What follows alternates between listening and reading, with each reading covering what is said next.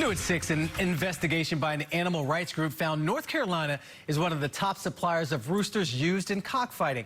Tonight, consumer investigator Steve Spracia is digging deeper to find out what's being done about it. Well, Marius, it results from an extensive probe by Animal Wellness Action, which says over a 4-year period, over 1,000 roosters were shipped overseas from this state to places like Guam and the Philippines, where cockfighting is very prevalent.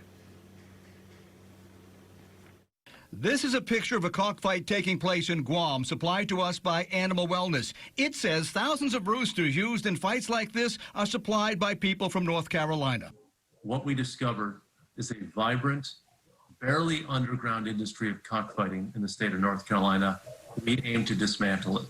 The group says roosters were shipped overseas by U.S. mail, according to shipping records it obtained in Guam. It says it found North Carolina was the hub of cockfighting here on the eastern seaboard. We did a records request in the U.S. territory of Guam that revealed massive shipments of fighting animals to Guam from the states.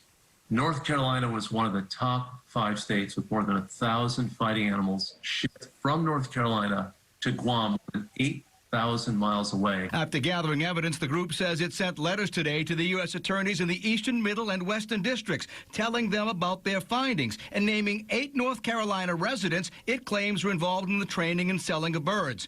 The group says that one of the big problems is local law enforcement tends to turn a blind eye to cockfighting when these birds are trained. They don't consider this, by and large, a high priority item.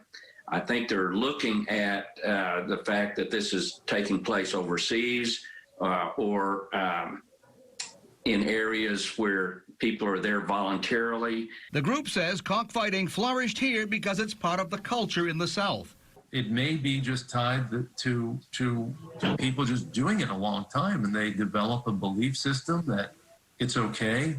Cockfighting is a felony under federal law, calling for sentences of 5 years in prison and fines of up to $250,000. And cockfighting is also a felony under North Carolina state law. The group says in addition to notifying the U.S. attorneys, it's also asking Attorney General Josh Stein's office to investigate too. Working for you, I'm consumer investigator Steve Spracia.